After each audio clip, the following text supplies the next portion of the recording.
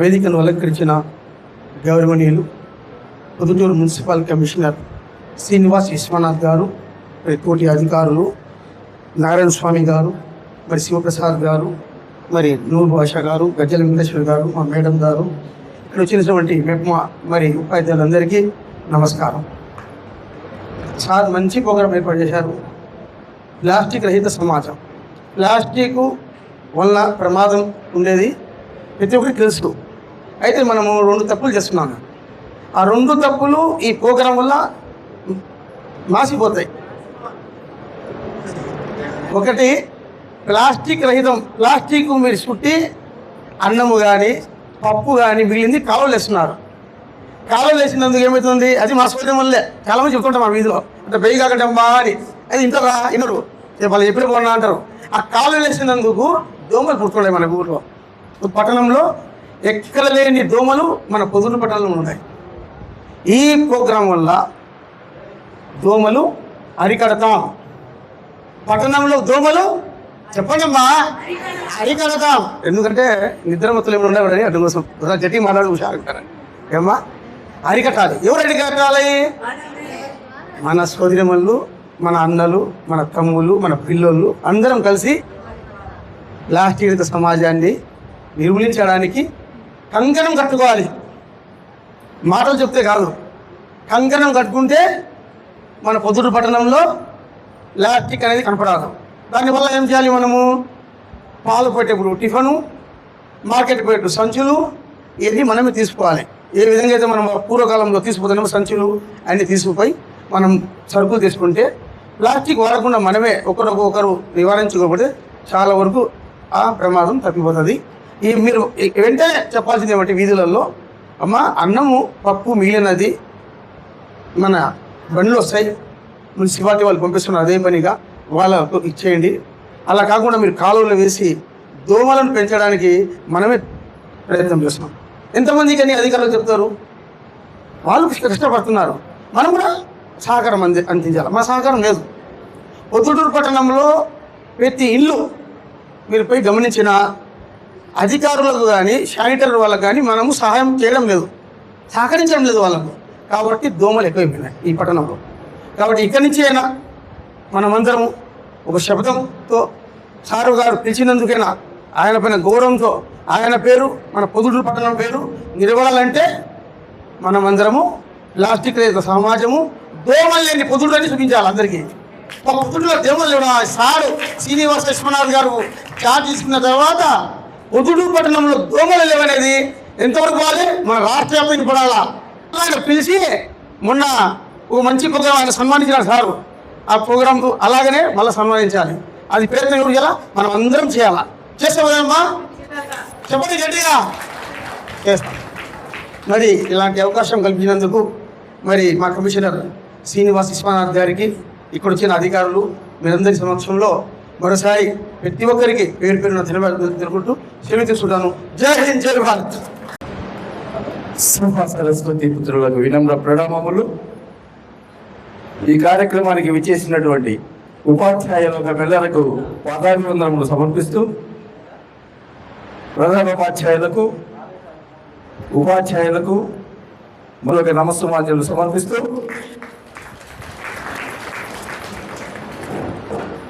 నేడు ప్రొద్దుటూరు పురపాలక సంఘం పరిపాలనా అధికారి గారు గౌరవనీయులు శ్రీనివాస్ గారు తీసుకున్నటువంటి ఈ నిర్ణయం చాలా ఆహ్వానించదగ్గది.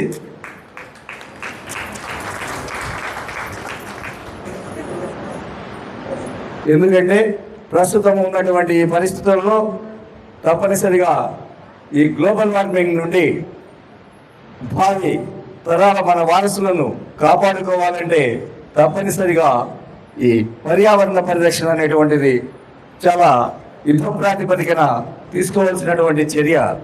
అందుకు కంకణబద్ధులై ఆయన ముందుకు రావడము ప్రొద్దుటూరు పుర ప్రజల పక్షాన వారికి హృదయపూర్వకమైనటువంటి అభినందనలు అందజేస్తున్నాను. మన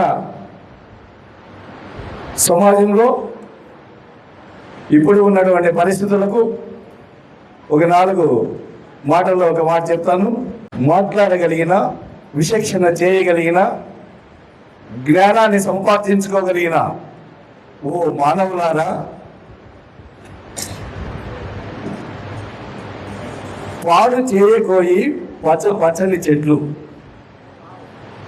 పాడు చేయకోయి పచ్చని చెట్లు, అవనికి తేకోయి అమితమైన అగచాట్లు, అవనికి తేకోయి అమితమైన అగచాట్లు, పదుగురితో నాటించబోయి పలు రకాల చెట్లు, పదుగురితో నాటించబోయి పలు రకాల చెట్లు, భావి తరాల మన వారసుల మనుగడకు అవే సిగపట్లు, భావి తరాల మన వారసుల మనుగడకు అవే సిగపట్లు.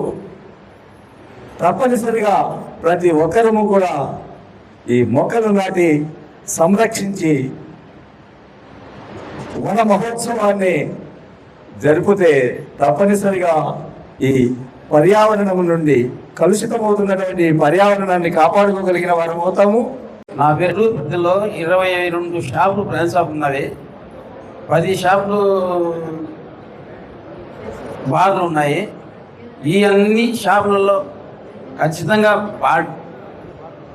ప్లాస్టిక్ గ్లాసులు, ప్లాస్టిక్ ప్యాకెట్స్ ఖచ్చితంగా అవి అమ్మే తింటున్నారు.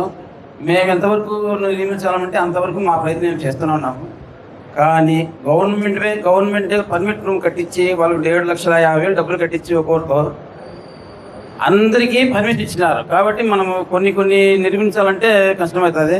దీన్ని యుద్ధ ప్రాతిపదికంగా చేయగలిగితే అందరూ డిపార్ట్మెంట్ తాగే వాళ్ళు కానీ మనం చూసేవాళ్ళం కానీ నిర్మూలించాలని మనం ప్రయత్నం చేస్తే చేయగలుగుతాము. అట్లా ఇప్పుడు కమిషనర్ సార్ గారు మంచి సంకల్పం తీసుకున్నారు. ఆయన సంకల్పాన్ని మనమందరము జయప్రదం చేయాలని అందరి తరఫున కోరుకుంటున్నాం. ఈ అవకాశం ఇచ్చినటువంటి కమిషనర్ సార్ గారికి అందరికీ ధన్యవాదాలు తెలుపుతూ ఇంతటితో విరమించుకుంటున్నాను. తగ్గేదేలే అంటే పురుషులు ఏం చేయాలి? డబల్ తగ్గేదేలే. నేను కమిషనర్గా బాధ్యతలు తీసుకున్న తర్వాత నేను చూశాను, ఇక్కడ ఉన్నటువంటి 4 డివిజన్స్లో 44 సెక్రటేరియట్ పరిధిలో ఏ రోడ్డుకు వెళ్ళినా పరిశుభ్రంగా ఉండదు. ఏ డ్రైన్ చూసినా మురుగునీరుతోని పొర్లుతూనే ఉంటుంది. పాపం ఈ ప్రాంతంలో ఉన్నటువంటి ప్రజలు ఎవరైతే ఉన్నారో పట్టణ ప్రజలందరూ కూడా ఒక విధంగా చాలా ఇబ్బందికరమైన పరిస్థితుల్లోనే ఉన్నారని అనుకుంటా ఉన్నాను. కొన్ని ప్రాంతాల్లో అయితే నేను ఇక్కడ కమిషనర్గా వచ్చిన తర్వాత ప్రజా సమస్యలు నేను నమోదు చేయాలని చెప్పి ఒకవైపు ప్రభుత్వం ఏర్పాటు చేసిన పీజీఆర్ఎస్ ఉన్నప్పటికీ 9 గంటల నుంచి 10 గంటల వరకు కమిషనర్తో ముఖాముఖి అనే కార్యక్రమానికి శ్రీకారం చుడితే మొదటి రోజే 26 గ్రీవెన్సెస్ వస్తే దానిలో 20 గ్రీవెన్సెస్ పారిశుద్ధ నిర్వహణ మీద మనకి ఫిర్యాదులు రావడం జరిగింది. అంటే పారిశుద్ధ నిర్వహణ ప్రొద్దుటూరులో ఎంత తీవ్రమైన స్థాయిలో ఉన్నదో మనందరూ కూడా అర్థం చేసుకోవాలన్న విషయాన్ని మీ దృష్టికి తీసుకొని వస్తూ ఉన్నాను. మనందరూ చాలా అభినందించాలి.